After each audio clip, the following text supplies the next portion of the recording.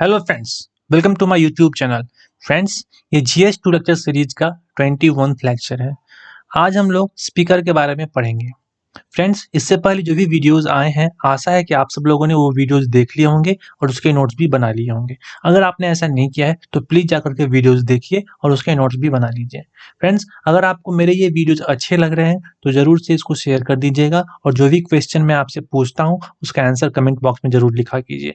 Friends, इतना मेहनत करता हूँ तो एक लाइक और सब्सक्राइब तो बनता ही है और अपने फ्रेंड्स को भी ये बता दीजिएगा कि उन्हें भी सब्सक्राइब करना है। Thank you.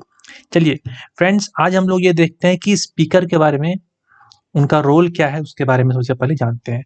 देखिए, स्पीकर होता है क्या है, आप लोगों को पता है, लोकसभा का जो चेयरपर्सन होता है वो स्पीकर होता है। ठीक है, तो सबसे पहले जो स्पीकर हुए थे भारत के, आजाद भारत में, उनका नाम बता दीजिएगा आप लोग। क्या सबसे एजेड थे वो? इतना भी मैं बोल देता हूँ, सबसे उस मेंबर जितने भी थे ना उसमें सबसे एजेड थे वो। उनका नाम आप कमेंट बॉक्स में जाके लिख दीजिए। देखिए, स्पीकर के बारे में आर्टिकल 93 में पूरा चर्चा किया गया है। ठीक है, अब देखिए स्पीकर का रोल क्या होता है, सबसे पहले समझनी है इसको। Maintaining order and decorum of the house. कौन सा हाउस? यहाँ पे हाउस का मतलब क्या हो गया? लोकसभा। और कभी कभी जब ज्वाइंट सीटिंग होती है तब लोकसभा प्लस राज्यसभा।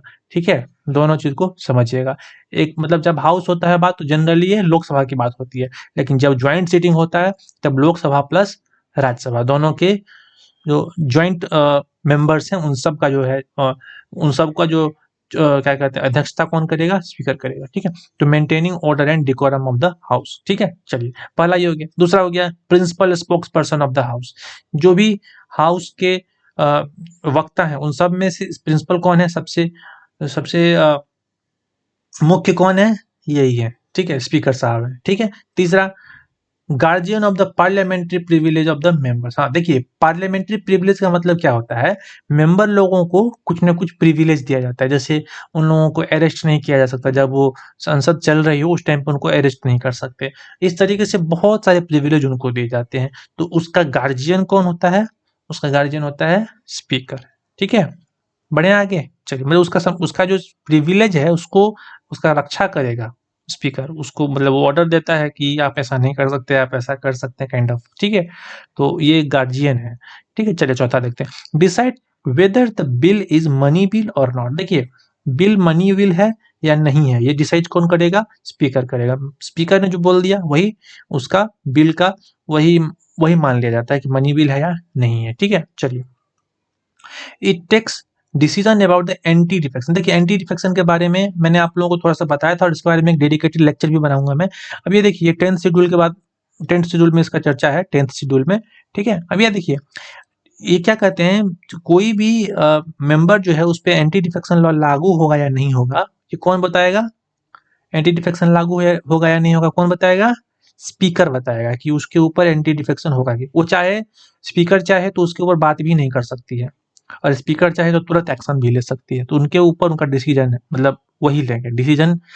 अंतिम जो है स्पीकर का होता है एंटी डिफेक्शन के मामले में। ठीक है, चलिए अगला है casting vote in case of tie. अगर मान लीजिए कोई केस, कोई लॉ बनने के लिए विपक्ष और पक्ष का ये हो रहा है, वोटिंग हो रहा है, तो वहां पे मतलब जब टाई हो जाएगा ना उस टाइम पे ये वोटिंग करेंगे, तभी वो फाइनल माना जाएगा कि मतलब वो लॉ बन पाया या लॉ नहीं बन पाया। ठीक है, तो कास्टिंग वोट कब करते हैं? इन केस ऑफ जब टाई हो जाता है, तब जब बराबर बराबर वोट होते हैं उस केस में ये वोटिंग करते हैं। सातवां मुद्दा क्या है इसका, देखिए। हाँ, ये सीक्रेट मीटिंग भी कॉल कर सकते हैं। ये मेंबर्स जो होते हैं एमपी, उनके सीक्रेट मीटिंग्स भी कॉल कर सकते हैं। स्पेशली ये लोग कैबिनेट मिनिस्टर्स की भी मीटिंग कई बार करते हैं, उनसे बात होती है स्पीकर्स की। ठीक है, आई समझ में बात? बढ़े आगे। देखिए, final interpreter of the rules of the house. हाँ, हाउस का जो रूल होता है, देखिए संविधान सभा में रूल बना दिया गया था कि सब मतलब जो संसद है उसको चलाया कैसे जाएगा, तो उसका फाइनल इंटरप्रेटर कौन है? उसका फाइनल फाइनल इंटरप्रेटर है स्पीकर। ठीक है, चलिए 9th में तो बता ही चुका हूँ कि it presided joint sitting of the parliament. Parliament जब लोकसभा प्लस राज्यसभा दोनों होता है उस टाइम पे ये ज्वाइंट सिटिंग करते हैं, यही अध्यक्ष होते हैं। ठीक है, क्योंकि राज्यसभा के जो अध्यक्ष हैं वो कौन है? हाँ, उनका नाम लिख दीजिए तो। वाइस प्रेसिडेंट, उनका नाम लिखिए। अभी जो वाइस प्रेसिडेंट उनका नाम लिखिए कमेंट बॉक्स में। ठीक है, चलिए आगे बढ़ते हैं। एक्टिवली जुड़िए, जो भी मैं बोलता हूँ कमेंट बॉक्स में लिखने को लिखिए, ताकि आप एक्टिव रहिएगा ना तो जल्दी जल्दी से आपको रिकॉल भी होता रहेगा सब कुछ, ठीक है। चलिए आगे बढ़ते हैं। Provisions to ensure his independence और इम्पार्शियलिटी। देखिए कुछ ऐसे प्रोविजंस हैं जिसे ये इंश्योर किया जाते हैं कि वो इंडिपेंडेंट है और इम्पार्शियल है। पहला तो उनका सिक्योरिटी ऑफ टेन्योर है, 5 साल के लिए सिक्योरिटी ऑफ टेन्योर है। जब सरकार खत्म होगी उसके बाद भी वो रहेंगे, कब तक? जब तक कि नया स्पीकर ना बन जाए तब तक। प्रोटेम स्पीकर बनता है ना, तो यही यही उसको, उससे पहले यही रहते हैं, यही उसको लेके आते हैं। अपना अपना जो ये आता है कुर्सी, वही स्पीकर, जो अभी स्पीकर है वो अगले प्रोटेम स्पीकर को कुर्सी देगा, ठीक है। बढ़े आगे। चलिए, salary charge upon the CFI मतलब कंसोलिडेटेड फंड ऑफ इंडिया। इनकी सैलरी जो है वो कंसोलिडेटेड फंड ऑफ इंडिया से मिलती है, तो किसी के ऊपर इनका जो है बर्डन नहीं है। तो ये अपना इंडिपेंडेंट होकर के, ऐसा नहीं है कि हम काम नहीं करेंगे तो सैलरी रुक जाएगा, नहीं। इनका सैलरी आएगा कहाँ से? कंसोलिडेटेड फंड ऑफ इंडिया से, इसीलिए इंडिपेंडेंटली ये काम करते हैं, इम्पार्शियल होकर के काम करते हैं। Work conduct in Lok Sabha cantt be discuss. हाँ, इनका जो भी वर्क कंडक्ट है उसको ऐसे आउट में, मतलब इनके निजी जीवन में उसका कोई डिस्कशन नहीं होगा, ठीक है। आउट ऑफ द फील्ड इसका कोई डिस्कशन नहीं होगा। उन्होंने वहां जो किया वो वहीं की बात है, ठीक है। लोकसभा के सदन में जो हुआ वो वहीं की बात है, ठीक है। चलिए, in the order of president 7th rank along with the CJ. देखिए, ऑर्डर ऑफ प्रेसिडेंस का मतलब ये होता है कि अपने इंडिया में ना क्या है कि जो अधिकारी लोग हैं, चाहे जो अलग अलग पोस्ट पे है ना, उन सब का रैंक डिसाइड किया गया। जैसे सबसे पहले क्या कौन आता है बताइए? सबसे पहले राष्ट्रपति। तो राष्ट्रपति यानी प्रेसिडेंट, प्रेसिडेंट के नीचे भी कोई होगा, फिर उसके नीचे कोई होगा, फिर उसके नीचे होगा, फिर उसके नीचे। तो कई ऐसे लेयर होते हैं जिसमें कई लोग होते हैं साथ में। तो 7th रैंक पे इनको भी रखा गया है, स्पीकर को, अलॉन्ग विथ CJI, ठीक है। CJI भी 7th रैंक पे है और ये भी 7th रैंक पे है ऑर्डर ऑफ प्रेसिडेंस में, ठीक है। समझ गए होंगे। चलिए, फिर कहते हैं कि does not cast vote on first instance, मतलब पहले वोट नहीं काटेंगे देंगे क्योंकि इम्पार्शियल है, तो किसी पक्ष में विपक्ष में वोट नहीं देंगे। अगर टाई हो जाएगा तभी ये वोट देंगे। इस सब से पता क्या चलता है कि ये इम्पार्शियल है या इंडिपेंडेंट होकर के काम करते हैं, ठीक है। चलिए आगे बढ़ते हैं। अगला है कि कुछ इश्यूज हैं। क्या इशू है देखते हैं। देखिए, पहला है कि डिसीजन रिगार्डिंग मनी बिल और नॉट। ये देखिए, कोई बिल जो है वो मनी बिल है या नहीं है, ये डिसीजन यही लेते हैं, ठीक है। तो इसमें कुछ कंट्रोवर्शियल डिसीजन भी आ गए, जैसे आधार बिल का डिसीजन हो गया, ट्रिब्यूनल रिफॉर्म बिल का हो गया। कई ऐसे बिल होते हैं जो एक्चुअली वो मनी बिल होता नहीं है, लेकिन उसको मनी बिल के तौर तर्ज पे मान करके पास कर दिया जाता है, क्योंकि मनी बिल के सेंस में जो राज्यसभा का जो पावर है वो थोड़ा सा कम है, ठीक है। इसलिए ऐसा किया जाता है। चलिए आगे देखते हैं। फिर कहते हैं कि censor opposition and giving less time to them. देखिए, इसमें क्या होता है कि जब अपोजिशन के लोग बोलते रहते हैं संविधान सभा में, और जो सरकार है, जिसका सत्ता है, उसके ऊपर एलिगेशन लगाते हैं या कुछ काउंटर क्वेश्चन करते हैं, तो उस केस में कई बार जो है उसको सेंसर कर देते हैं, बोलते हैं आप अमर्यादित भाषा बोल रहे हैं, ठीक है। स्पीकर कभी कभी पार्शियलिटी वाला काम कर देते हैं कि उनके भाषा को सेंसर कर देते हैं, म्यूट कर देते हैं, ठीक है। मतलब उनका रिकॉर्ड में नहीं जाएगा, कहने का मतलब, ठीक है।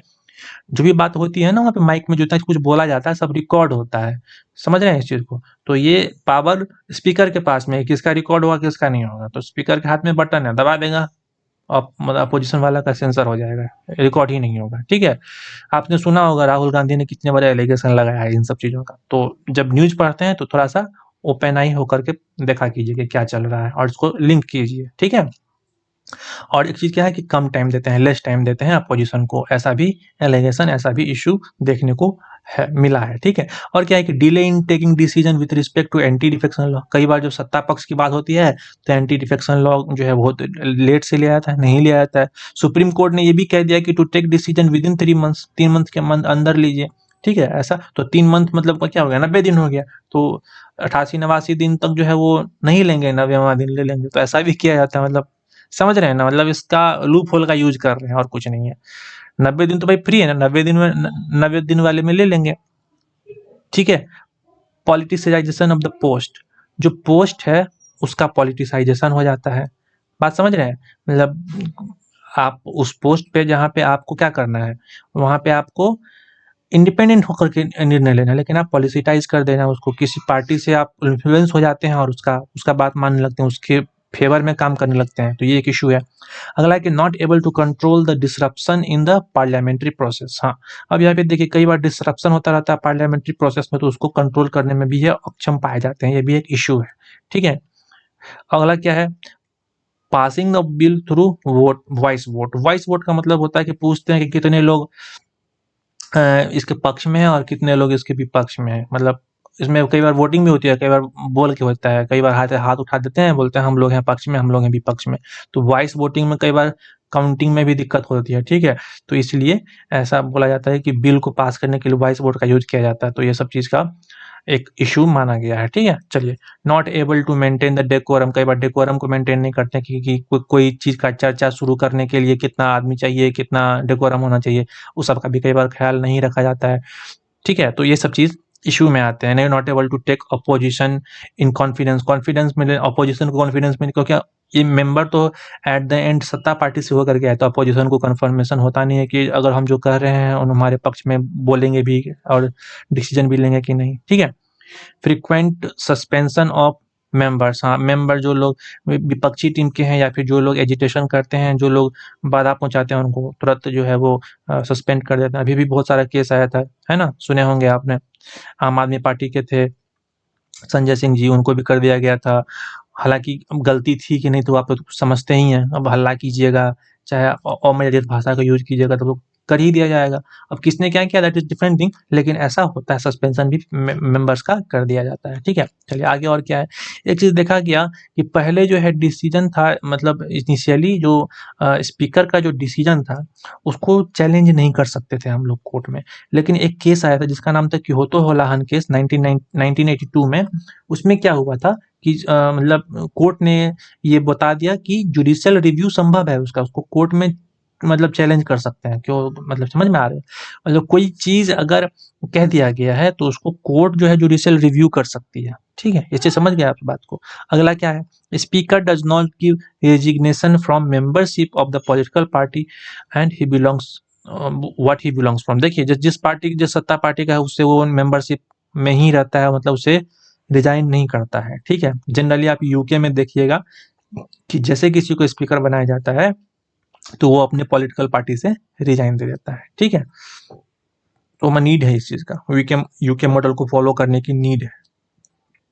ठीक है, देखिए, next term of speaker has fix seat as MP, no need to fight election. बात समझ रहे हैं इस चीज को। इसमें क्या हो गया कि जो स्पीकर का जो नेक्स्ट टर्म है उसमें वो उनका एज ए एमपी जो है वो क्या हो गया, सीट जो है वो फिक्स हो गया। अब उनको इलेक्शन नहीं फाइंड करना है। क्यों क्यों नहीं करना है, क्योंकि अब मान लीजिए यहाँ से उनका सदस्यता खत्म हो जाता है तो उनको राज्यसभा में भेज दिया जाएगा। क्यों, क्योंकि उन्होंने तो उनके फेवर में काम किया है हमेशा, इसलिए। समझ रहे हैं इस चीज को। तो ये चीज को मतलब थोड़ा सा समझिएगा कि मतलब पार्टी जो है ना पक्ष में करने के लिए भी, और जो स्पीकर जो है अपना पार्टी के पक्ष में काम करे ताकि उनको बाद में जो है वो मलाई खाने को मिले। समझ रहे हैं मेरी बात को, है ना। चलिए आगे बढ़ते हैं। आगे क्या है, कंक्लूजन है। देखिए कंक्लूजन में आप कुछ भी लिख सकते हैं, मैं छोटा सा ट्राई किया हूँ। आप जो जोड़ मजोड़ के बहुत से मैंने पार्लियामेंट वाले में बता दिया, तो और भी बहुत सारे आप यूज कर सकते हैं, अपने मन से लिख सकते हैं। लेकिन आपको कुछ समझ में नहीं आए तो इसको भी आप यूज कर सकते हैं। क्या है कि there is a need of impartiality, fairness, accountability and autonomy in decision making of the speaker if we want to save the constitutional position of the speaker। बस इतना ही है। तो आज के लिए इतना ही। Please like share comment and subscribe कीजिएगा, और जो टेलीग्राम चैनल है उसको ज्वाइन कर लीजिएगा। इसको स्कैन करके आप ज्वाइन कर सकते हैं। आज के लिए इतना ही। Take care, bye bye. ठीक है, ऑल द बेस्ट।